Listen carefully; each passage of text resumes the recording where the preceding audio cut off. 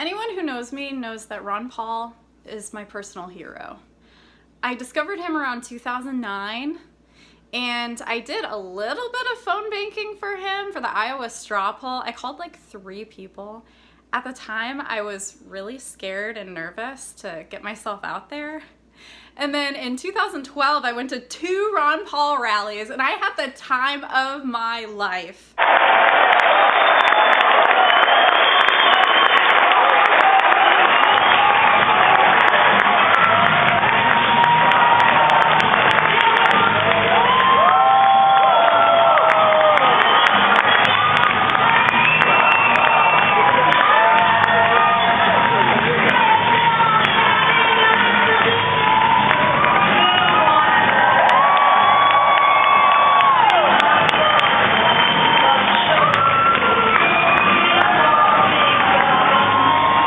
Seriously, I have never felt so much energy ever before. So inspiring, so motivational. That's what jump-started my journey into the Liberty Movement. So to thank Ron Paul for all that he has done for me and the Liberty community, I'm going to make his favorite recipe today, and that is chocolate chip cookies. And this recipe comes from the Ron Paul Family Cookbook. He used to sell it in his campaign store to raise funds, and I'm kind of mad at myself that I never bought it. It's still available on eBay and Amazon, it seems. So these chocolate chip cookies, the recipe came from Carol Paul's house mother at college, and she used to send these cookies to Ron so that he could enjoy them. And so now his daughters and granddaughters make them for him to continue on the tradition. And I'm going to make them today. So hopefully I do not start a fire in my kitchen. It's going to be a great day. Guess what I found at Target around Memorial Day in the super cheap, like $5 section? This new patriotic apron. I prefer it to my patriotic snowflake apron because instead of snowflakes, there are actual stars and stripes. And there is a pocket for my handy dandy pocket Declaration of Independence and Constitution. Yes. I've got all the ingredients ready to go here on the counter, so let's go over them together. We've got salt, brown sugar, Crisco, granulated sugar, a bag of chocolate chips, eggs, vanilla extract, baking soda, nuts, and flour. Let's get started, shall we? All right, first we're going to cream 1 cup of Crisco. I honestly have never really worked with Crisco. Ooh, it's pretty soft. It's like butter.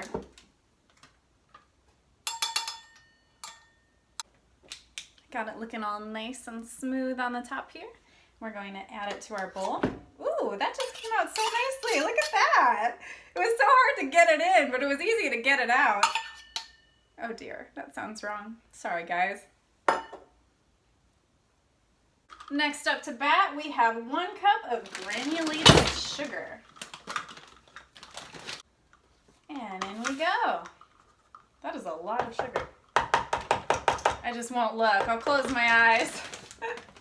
That is not about to go into my stomach. After that, we have 1 cup of brown sugar. So we have our brown sugar here. And one tip I learned after my first cooking video is to never measure your ingredients over your mixing bowl. Use another bowl so that the excess can go in the other bowl. I'm trying to be smart here. All right, let's put that in. Next, we have our 2 eggs. So we're gonna crack those. I am super excited about my newest purchase. I have a whisk. All right, we'll add our 2 eggs to our mixture here. It's time for some vanilla. We're going to add 1 teaspoon of vanilla, and it says it is important to put the vanilla in now. I don't know why, but it just says that in the instructions, so it must be important. Carol Paul would not lie to us. All right, we've got 1 teaspoon of vanilla. Add it in. Look at that beautiful mixture. It smells really yummy. I decided to use a super old school hand mixer to mix the first ingredients. I'm going to cream them. So let's see how this works. I think it'll make it a little bit easier. Very nice.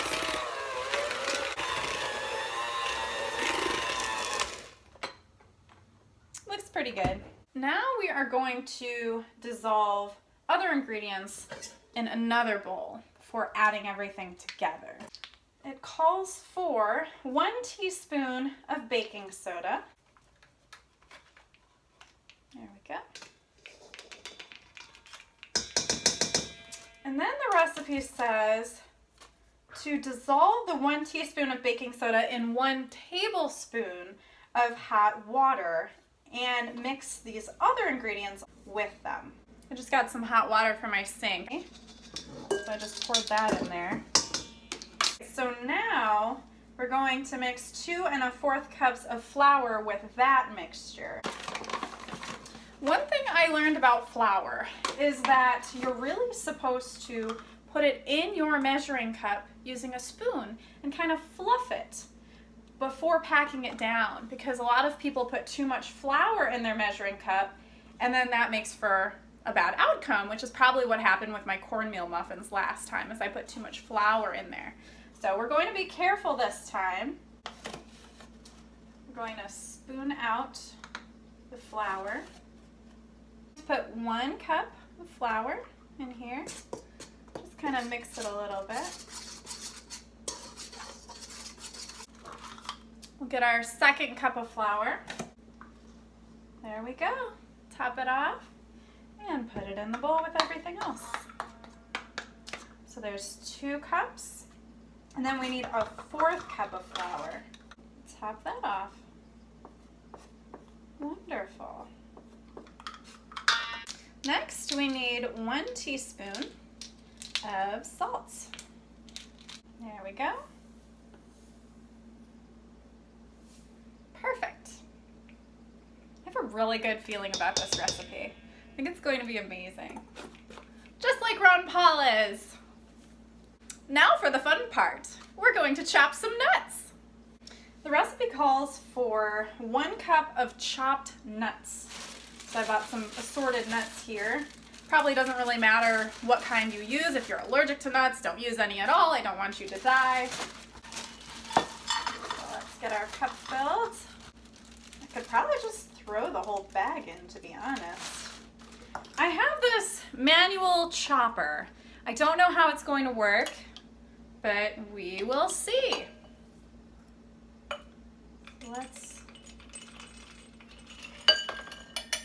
There we go. And I'll just put our excess nuts in there because why not? The more nuts, the merrier, I say. Now for the fun part, the chopping. Let's see how this actually works. Okay. Oh, it's working! Oh my gosh! This is so fun!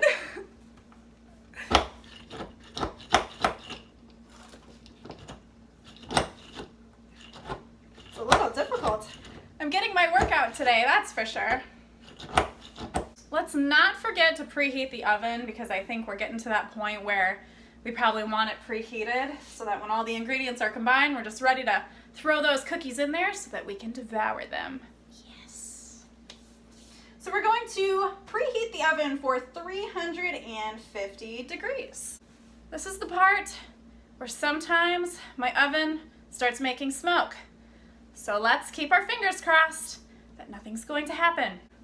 My arms and hands are starting to get tired. Man, I'm not going to have to work out for a few days.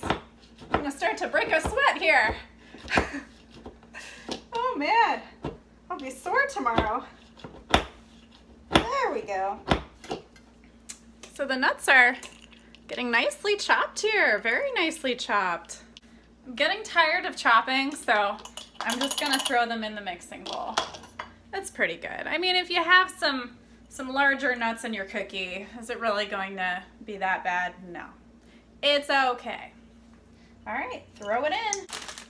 And now for the sugary awesomeness, we have dark chocolate chunks that we are going to add. Let's just throw her on in there. Yummy! Mmm, smells like chocolate. Love it. I also have a wooden spoon. Look at that. I've got the utensils that I need. All right, let's mix her up. Now for the scary part. We're going to mix all of the ingredients together. I hope it turns out okay. I'm going to add the dry ingredients very slowly because I just don't want to overwhelm the mixture here. My mom and I, we have a tradition on New Year's Eve. After the clock strikes midnight, we always bake cookies. Usually we bake chocolate chip, peanut butter, sugar. Those are our favorites. But we buy break and bake, so we rarely ever make cookies from scratch. That's probably why I'm not a very good baker, because I grew up making break and bake cookies. Oop! That means the oven's preheated. Yes, right on time. I was watching this girl and she was mixing the cookie dough with her hands. So I think I'm actually going to do that because you can do so much more with your hands. This is awesome cookie dough. Now I'm not the type to eat cookie dough. I just don't want to get sick. But I applaud anyone who does eat cookie dough. I support you. Look at this! This ooey gooey goodness, and there's nuts and chocolate. It's amazing. Yummy! These cookies are going to be perfect! I think our cookie dough is ready. We are going to drop by teaspoon on the cookie sheet. So we're going to do that. And I use parchment paper on my cookie sheet. It's finally time to put some cookie dough on our baking sheets. So I have a scooper here. It's working really well.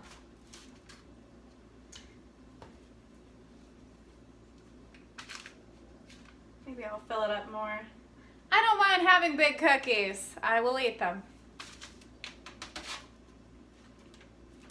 Now, I don't know about you, but I like to roll my cookie dough in a ball. I don't know if that really helps, but it's fun. It's my adult way of sort of playing with Play-Doh. Wow, these cookies literally just slide off the scooper. This is how you know we have a great mixture here. Thank you, Carol Paul. You gave us an amazing recipe to work with here. There's way more cookie dough than I prepared for. So we're going to have to use a second sheet. I've got the cookies all ready to go. Okay, let's put them in the oven. There we go. Can I fit both of these in here? I sure hope I can. Oh boy. We might just have to make these one at a time. I think we're just gonna do that. And we're going to set the timer for 10 minutes. So we'll finish one, 10 minutes, put the other one in for 10 minutes, and then in 20 minutes, we're gonna have 21 cookies. Not bad. The cookies have about 3 more minutes, and they're looking amazing. They're huge. I cannot wait to try them. While we're waiting, let's take a walk down memory lane of my journey during the Ron Paul Revolution. I actually went to the Ron Paul headquarters in Ann Arbor, Michigan, and I was picturing this huge grand place where I would walk in, and it was actually a very small office, and there were 2 people there, and they were super nice, and I chatted with them, and I even took a picture in front of one of the desks. I was probably really dorky and awkward, but that's okay. I was super excited to be there. I felt like a part of Ron Paul was there in Michigan with me. And then The Ron Paul rallies, I went to two. One was in Dearborn and another was at Central Michigan University. I remember at CMU, there was this one guy and he was showing off all of his tattoos and I was so excited by them and I was like taking pictures and he was being interviewed by a news station and I thought I was so cool that I was around this guy. I don't even know who he is. Maybe you guys can help me find him. And then I remember when I voted for Ron Paul in the primary during 2012, and I was so excited. I was wearing my Ron Paul shirt, the one I'm actually wearing now. They're done! Oh my gosh, I am so excited. Okay. Shush. There we go.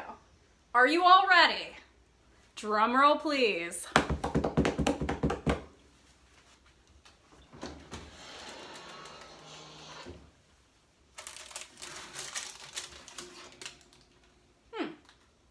They don't look completely done. I wonder if I should put them in for longer. Carol Paul says 10 minutes at 350, and that's what I did. Well, let's put in the next ones. And we can always put these in for longer if we need to. So let's set the timer. So we'll see. I mean, maybe Ron Paul doesn't like his cookies to be super crunchy. I mean, they just look a little bit lighter than what I'm used to. Usually I'm used to a little crispy. So we'll see. Let's just keep them here and we'll try them. Now here's a fun fact. I'm from Michigan, so this particularly interests me. Ron Paul completed his internship and residency training at Henry Ford Hospital in Detroit. That is super neat. I'm one of those super impatient cookie eaters. I want to eat this cookie so bad, but I know that it's not cooled down enough, but I'm going to try anyway. Oh my gosh. This ooey gooey goodness, you guys. Take a look. This is so ooey gooey. I'm really excited. Holy crap! Oh my god. This is so good. Wow. It's making a mess. Look at this! That's a lot of chocolate.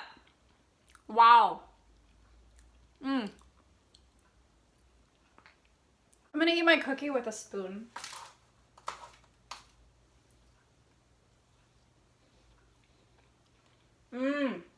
So good. So good. Imagine this with some vanilla ice cream. This would be superb.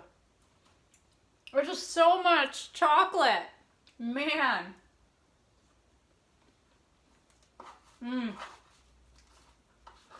This tastes just like a dessert that you would get at a restaurant. And right on time, the other cookies are done. Oh man. This is just too much cookie awesomeness. All right, let's take out these next cookies here.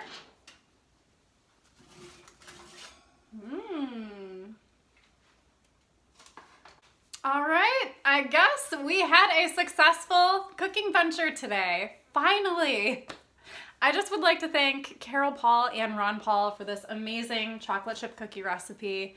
I am going to enjoy it for quite a while. I'm probably going to freeze these cookies so I don't eat them all at once.